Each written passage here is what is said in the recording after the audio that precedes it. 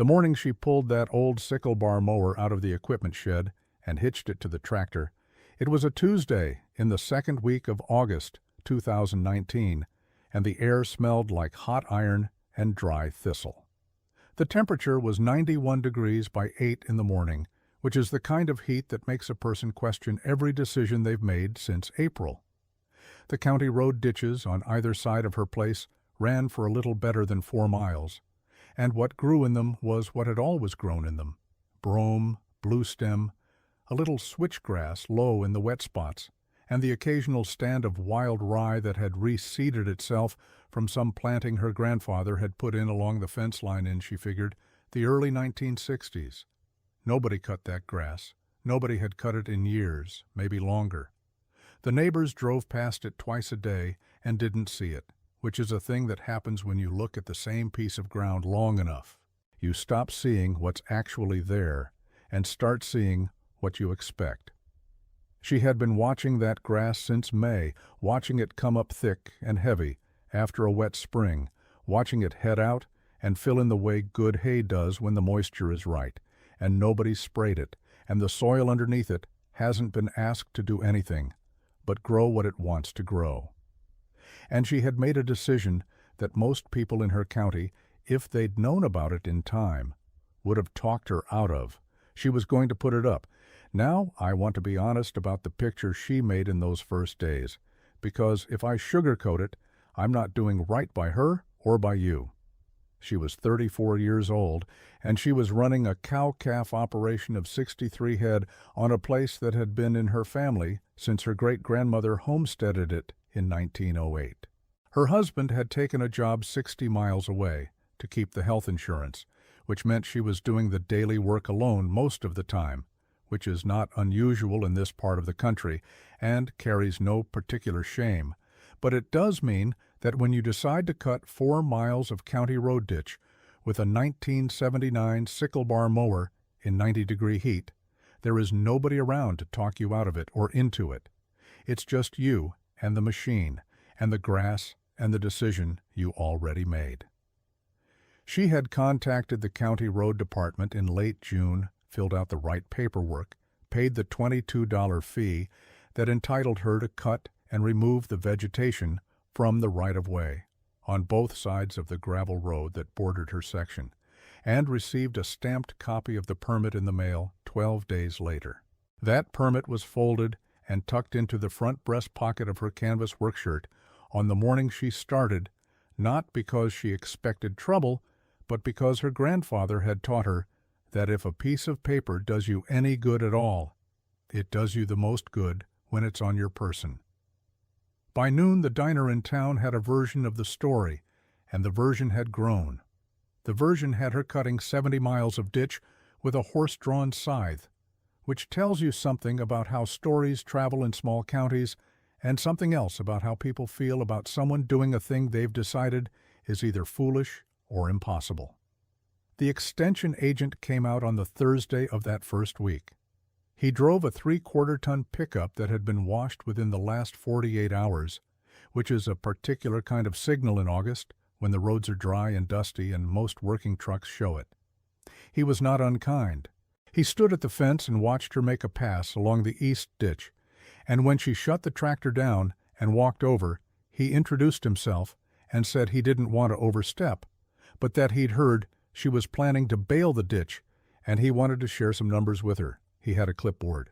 He told her that the average yield from unmanaged roadside right-of-way in this region ran somewhere between 1/4 ton and 4/10 of a ton per acre per cutting, and that with roughly 16 acres of ditch ground on a 4-mile stretch, 8 acres per side, she was looking at a maximum of about 6.5 tons of hay, probably less given the variability of species mix and the competition from forbs and woody encroachment, and that at current market prices of around $85 a ton for mixed grass hay of this type, she was potentially looking at gross revenue of $550 before fuel, baling twine, equipment wear, and her own labor, which he said he didn't want to be discouraging, but which he thought she ought to have in front of her before she committed the week.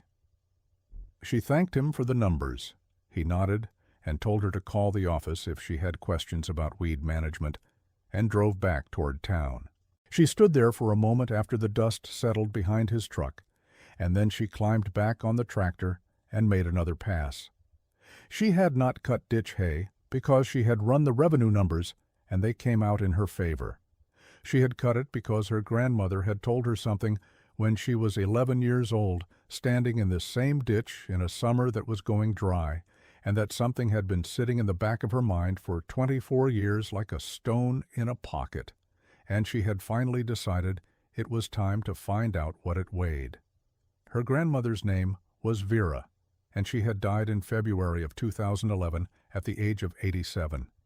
She had worked this ground for 60 years, and she knew it the way you only know a thing when you have walked it in every season and every kind of weather, and watched it in drought and in flood and in the ordinary years that people forget, because nothing went terribly wrong. In the summer of 1988, which was among the worst drought years this part of the plains had seen in a generation, and which I remember because she was 3 years old and her grandmother let her ride on the tractor seat and held her with one arm the whole way around the field, Vera had cut the ditches. She had cut them with a pull-type mower hitched behind a tractor that she had owned since 1971, and that she kept running through a combination of mechanical intuition and a parts relationship with a dealer 2 counties over. She had put up, in that terrible dry year, between 14 and 16 tons of ditch hay. She was never precise about the number, and her granddaughter suspects this was intentional, and she had sold the majority of it by the end of October at prices that would not be matched in this county for another 9 years. The autumn of 1988 had come in hard. A blizzard in early November had put 18 inches of snow on the ground in 36 hours before a lot of producers had their winter feed secured. Vera had feed. Vera had more feed than she needed, cut from ground that nobody else had thought to cut, put up in a shed that she had built specifically with extra capacity because, she said, you never know when you'll need to store what other people couldn't see coming. The neighbors who had spent August watching her cut that ditch and shaking their heads had spent November calling her on the telephone with their hats in their hands. She had sold hay. Not cheaply. Not cruelly either, but not cheaply. She had written some of this down. Vera had kept a marbled composition book, the kind with the black and white cover that school children used, and she had used it for 30 years to keep notes on the farm. Not a diary, not a journal in any sentimental sense, but terse operational records. Dates and numbers and observations in pencil that had gone brown with time, what the heifer weighed when she calved, what the corn brought at the elevator when she last turned the water to the west field. The notebook had lived in the top drawer of the roll-top desk in the farmhouse office, and when Vera died, the granddaughter had taken it and put it in the cedar chest at the foot of her bed and had not opened it for 8 years, which she will tell you is something she is not entirely proud of. She had been afraid, she thinks, that whatever was in it would either mean too much or not enough, and both of those outcomes seemed harder than just letting it stay closed. She opened it in March of 2019 on a Wednesday evening when the mud outside was too deep to work in, and the light in the office was the thin gray kind that makes you want to sit still and read something true.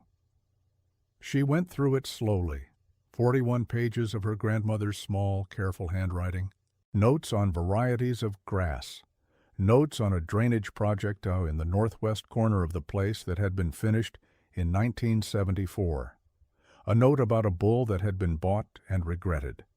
And on page 27, in the section that covered the summer of 1988, a line that had been underlined twice in pencil and followed by what appeared to be a question mark that her grandmother had then partially erased, as though she'd changed her mind about whether she was certain. The line read, "Ditch grass in dry years, feeds better than pasture cutting, something in the roots, have not found the reason, but it holds." She had put the notebook back in the cedar chest that night and thought about it for 4 months. And then, in the second week of August, she had hitched the mower.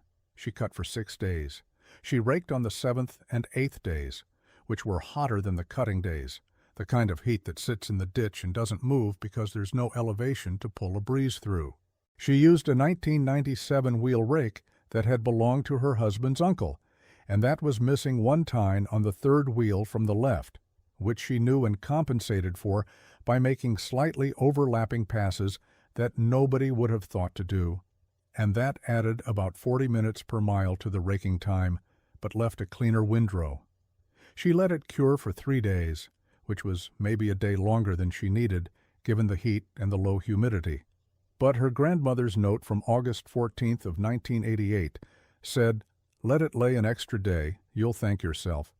And she had decided that if she was going to trust the notebook on the big things, she might as well trust it on the small ones too.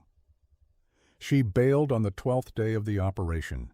She had borrowed a small square baler from a neighbor to the south who owed her a favor she had been keeping in reserve for 2 years, and she ran it herself, driving and stopping and pulling the baler out of a jam 3 times in the first afternoon alone, because small square balers are mechanical creatures with very specific opinions, and the ditch hay had some thistle in it that the baler found objectionable. She baled 712 small squares over 3 days. She hauled them to the machine shed in the farm truck and stacked them herself, course by course, the way her grandmother had shown her. Headers on the outside course, flat side in, every third course rotated 90 degrees for tie, until the shed held a wall of hay that was 11 bales wide and 9 bales tall and ran 63 feet along the back wall. The extension agent's number had been 6.5 tons. She had put up a little over 8 because the ditch had yielded better than average, and because she had cut earlier in the season and gotten a cleaner cure than a later cutting would have allowed. She did not call the extension office to share this information. The hay sat through August and through September. She fed her cows their regular ration from the hay she had put up in June from her own meadows, which was the better feed, and which she was putting in front of them because they were in the late summer and early fall, and a cow in that condition deserves decent hay. The ditch hay sat stacked in the machine shed, and she walked past it every morning when she went to feed, and sometimes she would pull a bale out and break it open and smell it, which is something you do when you've put up hay yourself, because you can learn a thing from the smell that no moisture meter will tell you. It smelled of brome and a little bit of the dry earth it had grown in, and underneath that there was something else, something that her grandmother's note had tried to describe and not quite caught in words. She had sent a sample to the extension lab in July, before the cutting, pulling a handful of headed grass from 3 different spots in the ditch and putting it in a paper bag with a rubber band around it and mailing it to the address on the university's website with a $5 processing check. The results had come back in the 3rd week of August. The crude protein of the standing ditch grass, at late boot stage when she had sampled it, had tested at 14.2%. That was not a number she had expected. Summer mixed grass hay in this region from managed meadows typically comes in somewhere between 8 and 11% crude protein at comparable stages of maturity. The ditch grass had come in at 14.2. She had stood in the kitchen and read the paper 3 times, and then set it on the table and gone outside to walk the east ditch, slowly, the way her grandmother walked things that needed to be thought through. Something in the roots, the notebook had said. She still hadn't found the reason, but she was beginning to believe the number. October passed with a warmth that lulled people.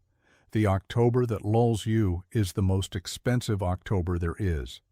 Producers in this part of the plains use the warm stretch to delay decisions, which is a human thing to do and also a thing the weather understands and exploits.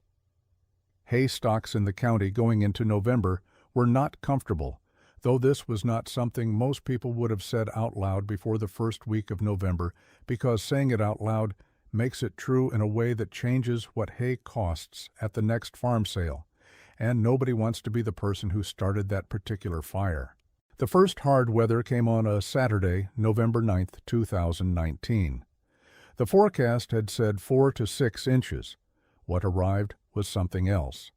A low came up from the southwest and stalled, which is the meteorological version of a houseguest who decides to stay, and by Sunday morning there was 22 inches of snow on the level, and it was still coming. The temperature had dropped to 11 degrees. The wind was running at 28 miles an hour out of the northwest, and it was not going to stop for another 36 hours. She fed at 4 in the morning on Sunday in a headlamp and a canvas barn coat that her grandmother had bought at a sale barn in 1979, and that she wore because it fit, and because it worked, and because she saw no reason to replace a thing that wasn't broken. The cows were bunched at the windbreak, and they were fine. She had feed. The ditch hay was still in the machine shed, all 712 bales of it, minus the 14 she had used for a bedding test in the south lot in October, which gave her 698 bales remaining, which at 65 to 70 pounds average weight was somewhere between 22 and 24 tons. She had enough for her own operation, and then some, and that some was what the next 3 weeks were going to be about. The calls started on Monday. Some of them came from people she knew well, neighbors who had pulled her truck out of a ditch the previous winter or helped her tag calves in February, and who she would have helped without question in any case.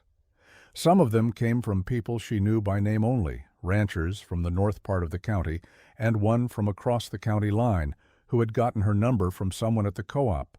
She kept a notebook on the kitchen table, a regular spiral notebook, not her grandmother's, and she wrote down each caller's name and how many bales they needed, and whether they had a trailer or needed delivery arranged.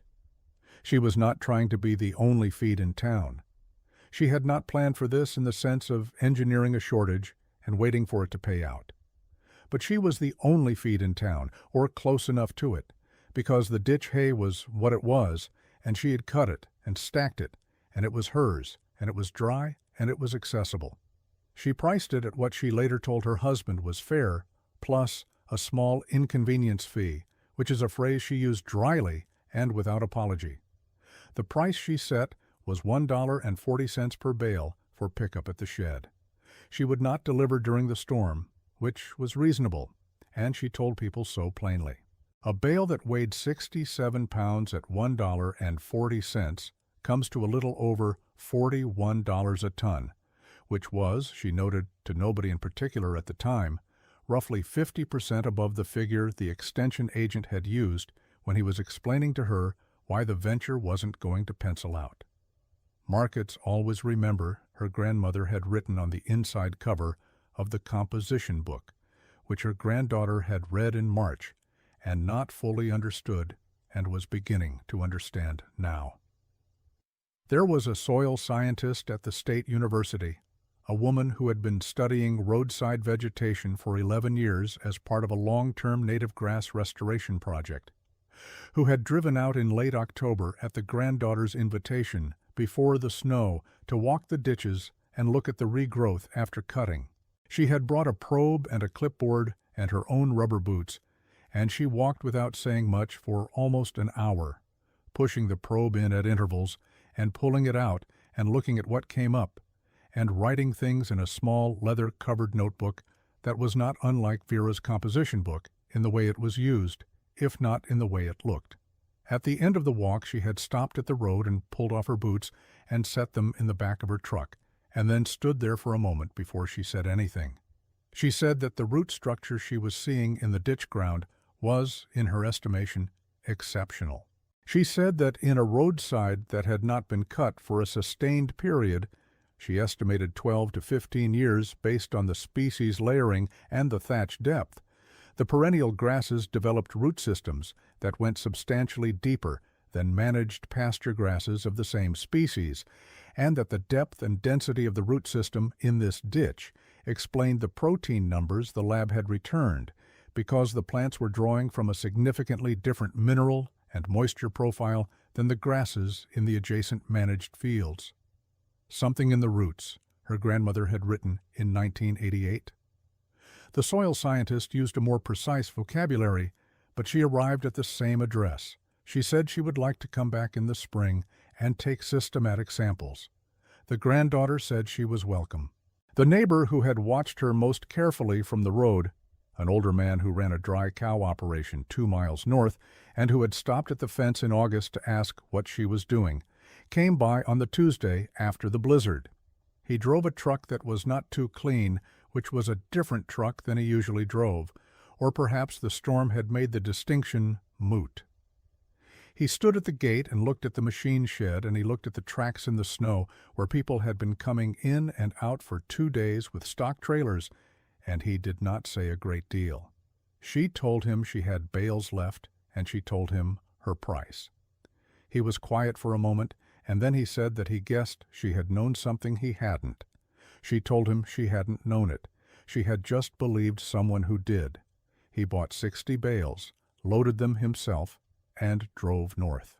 He did not say anything else, and she did not press him for more, because that kind of concession is a complete thing, and adding to it only diminishes it. By the second Friday after the storm, she had sold 481 bales at her set price, which came to $673.40, and she had kept 217 bales for her own use through the remainder of the winter. Her total investment in the operation had been the $22 county permit, the baling twine, the fuel for 12 days of tractor work, which she calculated at about $70 given the hours, and the $5 lab fee. The extension agent had estimated revenue of $550. Her actual hay sale revenue before her own use was accounted for, and her own use was worth real money at the prices she was charging, she was not above knowing that, was $673.40 on the sales alone, and the hay she kept represented another $303.80 at the price she had charged, which brought the total value of the operation to $977.20. From a ditch. From a piece of ground nobody had cut in over a decade. From a mower that had last been serviced in 2014, and that she had tuned up herself over 2 evenings in July with a torque wrench and a parts manual she had found online and printed at the library. I have been thinking about her all winter. I think about her grandmother writing that line in 1988 and partially erasing the question mark, as though she wasn't sure whether she was certain enough to be declarative, and decided finally that she was. I think about the 8 years the notebook sat in the cedar chest while the granddaughter grew into the farm and got afraid of what the old woman's words might cost her if she took them seriously. I think about the extension agent and his clipboard, who was not wrong about the numbers he had, but who had not thought to wonder whether the numbers he had were the right ones for the ground he was standing on. He had a regional average, and he applied it, which is the honest thing to do when you are working from a regional average, and the limitation is not in the man, but in the method. The ditch on her road was not a regional average.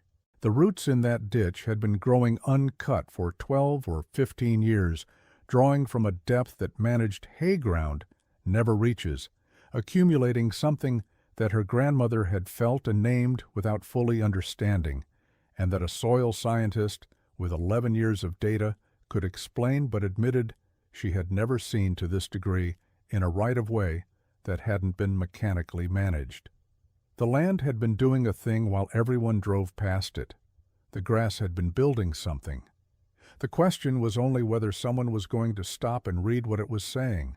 That is the thing her grandmother knew that most people don't, not because most people are incapable of knowing it, but because knowing it costs something. It costs you the comfortable certainty that what's worth doing has already been done. It costs you the assumption that the overlooked thing is overlooked for a good reason. It costs you August in a ditch in 90-degree heat with a sickle bar mower and a borrowed baler and thistle in the windrows, and a neighbor stopping at the fence to ask, politely and genuinely puzzled, what exactly it is you think you're doing out there. She had an answer for that question, though she didn't give him all of it. She told him she was farming, She was farming ground that had been sitting there for 15 years, doing its work in patient silence, growing a root system the depth of a man's arm into mineral earth that hadn't been asked to produce anything in a generation, because nobody had thought to ask.